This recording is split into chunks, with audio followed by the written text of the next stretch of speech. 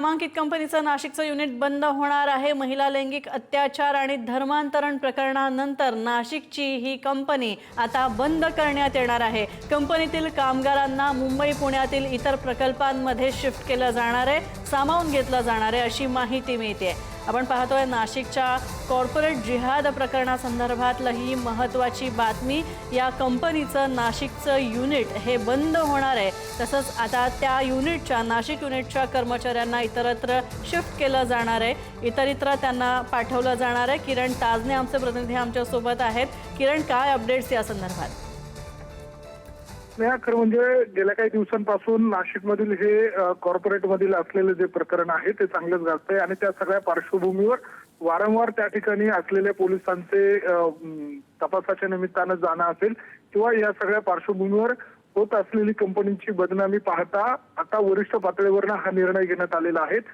जी company आहे ती देखील पोलिसांकडनं सील केली जाणार असल्याची शक्यता वर्तवली जात असताना आता कंपनी प्रशासनाकडनं ही नाशिकचं जे युनिट आहे ते बंद करण्याचा निर्णय घेण्यात आल्याची माहिती मिळते।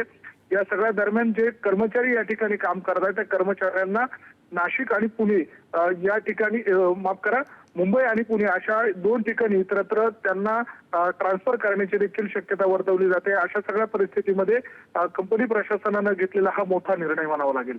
किरण, साधारण कितीचा स्टाफ आहे हा जो शिफ्ट केला जाणार आहे?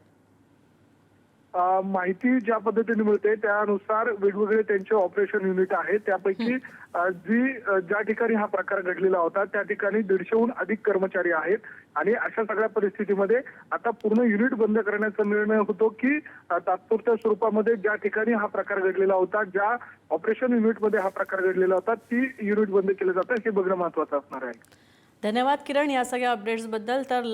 तर जिहाद प्रकरणी, कॉर्पोरेट जिहाद प्रकरणी, लैंगिक अत्याचार प्रकरणी आणि धर्मांतर प्रकरणी आता नाशिकमधल्या या नामांकित युनिटचं, कंपनीचं जे युनिट आहे नाशिकचं, ते आता बंद करण्यात येणार आहे आणि तिथल्या कर्मचाऱ्यांना इतर ठिकाणी, इतर डिपार्टमेंट्समध्ये शिफ्ट करण्यात येणार आहे।